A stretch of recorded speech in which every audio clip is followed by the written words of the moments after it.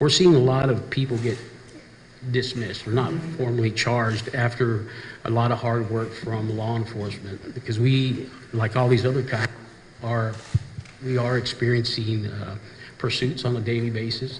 These pursuits are high speeds, and in our jurisdictions, we got a lot of miles, so a lot of people are at risk, to include our officers, the public, the persons being trafficked, and then they bail out, and then we go chasing them for several hours, and that is discouraging when we see no accountability for that. One thing, my concern is resource is getting possibly reimbursed for our investigative expenses. Right. I mean, since the first of the year, we have processed 15 deceased bodies that we find in the desert, and unfortunately, that falls on the sheriff's investigative, and my budget cannot support it, or we've long exceeded what I get budgeted Sure. for that. And, Be sure and include that on a line item that you present to the legislature. And what's concerning to me is when I ask folks, where we're going, what's happening, and just tell them it's going to get worse before it gets better. Well, in Culberson County, I think we're about as worse as it's ever been. Right. And, So it's worse than it's ever been. Yes, sir. And so one thing you talked about was making arrests. And what are some of these arrests for? What types of crimes? Well, these troopers on highway, working the interstates, we're finding people that are wanted from other states. We're getting parole violators, and those also seem to stick around in our jails for a long time, and maybe we can get some assistance and maybe get the state to come pick up some of these parole violators. They're not, or probation, because they're taking up good space that I would love to make available to the guys that are actually working and in support of this operation. Sure. And we'll work with the Jail Commission and TCOL to make sure that we provide the space. Would you in your county be amenable to having one of these soft cell facilities put up? The state would be providing the money for it, for the erection of it, and maybe for the additional manpower that would be needed for it. Just consider, go ahead.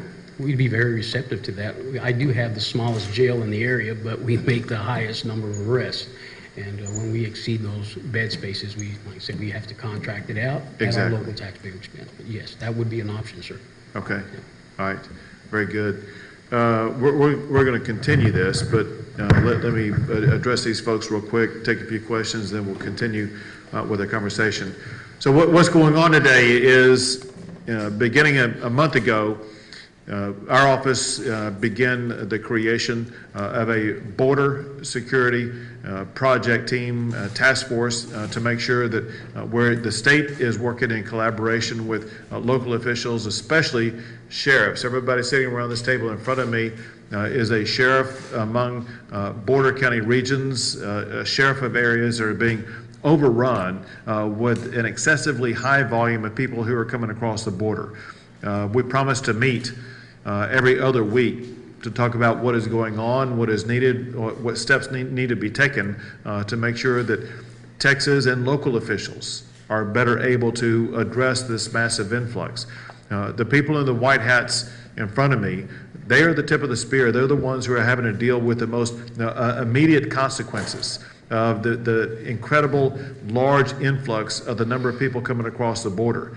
They have incredible needs that have to be met if they're going to be able to handle this massive influx. One reason why they're in the Capitol today and why they will be in the Capitol this coming week is because I put on the special session agenda the funding of more border security efforts. And one thing I've heard consistently today is that each of these counties are dealing with a record number of people who are coming across the border. What was categorized as an unprecedented magnitude of people coming across is unlike anything they've ever seen.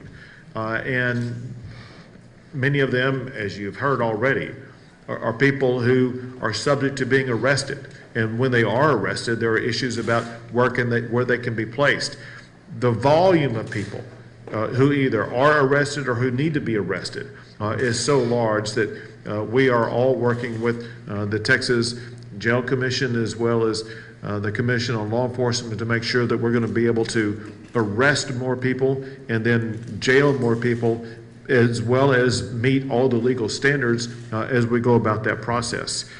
Another thing that I've heard consistently from everybody at this table, and that is at the local level, they need more manpower in dealing with these people coming across the border, including especially dealing with gang members and dealing with people from very dangerous countries.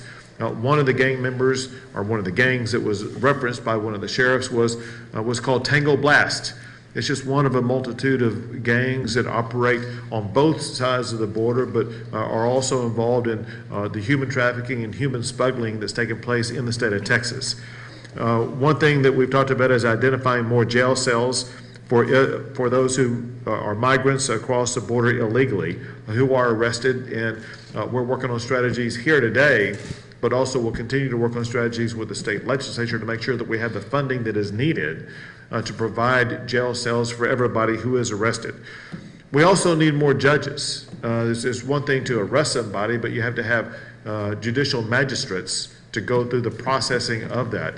That's a strategy that my office and our team is working on dealing with.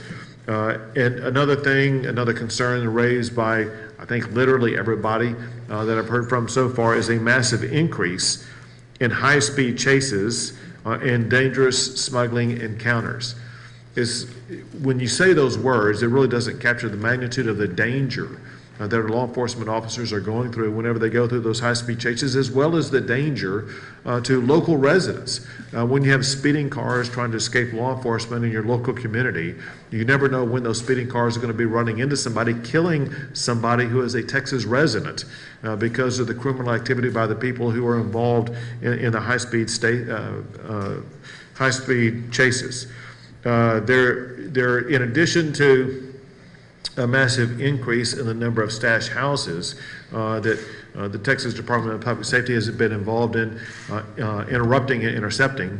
There's also been discussion about stash locations where people are held for a short period of time waiting for somebody to pick them up. There is a coordinated effort on the Texas side of the border among cartel members, among gang members, among smugglers to place people in a certain location for a short period of time only to be picked up by somebody else who will be involved in human trafficking and placing these people perhaps in other parts of the state of Texas as well as other parts of the entire country.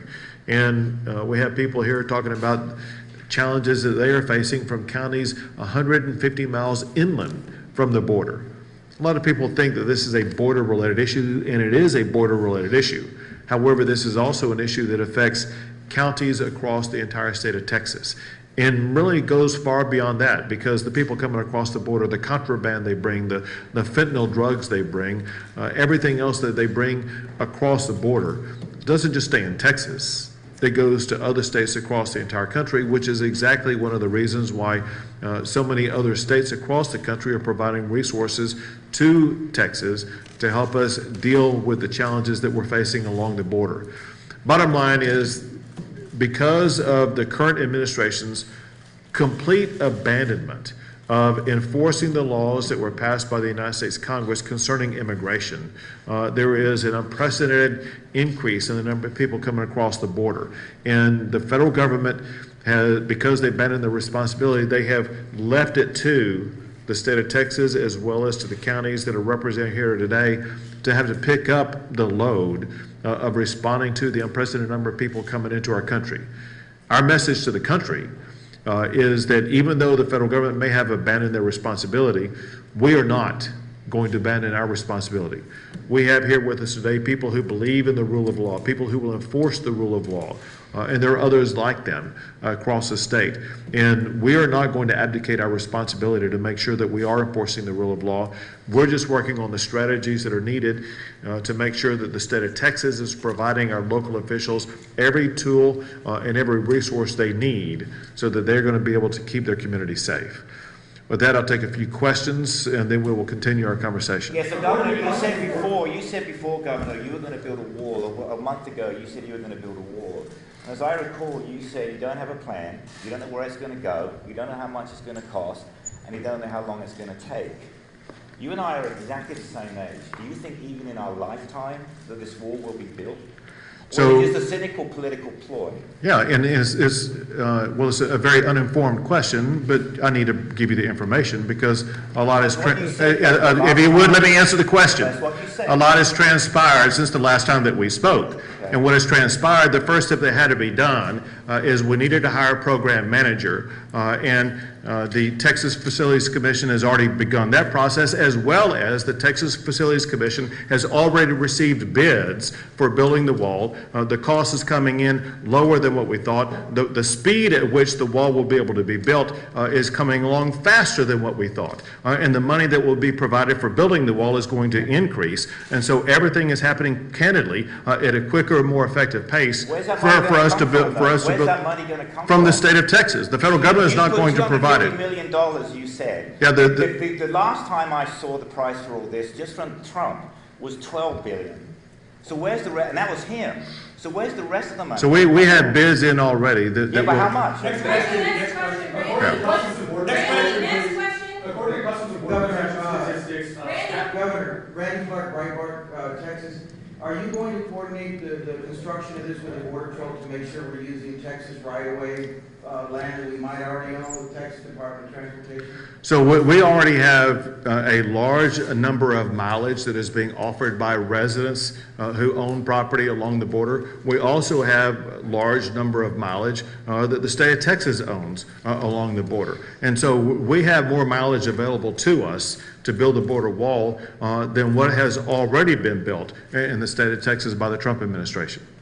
according to Customs and Border Protection statistics, that agency staffing each year of the Trump administration, both overall and the Southwest sector, was lower than even the lowest staff here in the Obama administration. Why are you critical of President Trump's decreased staffing? So I'm going to need you to slow down and speak louder in your question because I couldn't catch everything you were saying. Sure. According to Customs and Border Protection statistics, that agency staffing in each year of the Trump administration, both overall and in the Southwest sector, was less than even the lowest staff here in the Obama administration. Why are you more critical of President Trump for that? Sure. But President Trump did more than any other president has ever done to secure the border, as well as more than any other president to decrease the number of people coming across the border. And it was because of the strategies that the president was able to achieve, such as the Remain in Mexico policy, such as the Title 42 policy, such as the agreements the president was able to hammer out, not just with Mexico, but also with the Northern Triangle countries. And the numbers speak for themselves. Easy examples. And that is April of last year, when President Trump was still president, there were about 17,000, a bit more than 17,000 apprehensions made in that April. This April, that increased almost 1,000% to more than 170,000. The same trend continued in May. During President Trump's last year in office in May, there were about 23,000 apprehensions. This year, there were more than 180,000 apprehensions. So if you look on a month-by-month basis, what you will see is an increase year over year of 800, 900%, sometimes almost 1,000%. And the difference is this. The Biden administration has abandoned the standards that the Trump administration put into place that were effective in slowing the number of people coming across the border, period. Yes? Two more questions down here on the floor. Governor, we have the border sheriffs here and border law enforcement. We do have a special session going on. They're talking about their needs that they need to control the situation in their counties. So will we be using money already appropriated during the regular session, or will you be asking for more?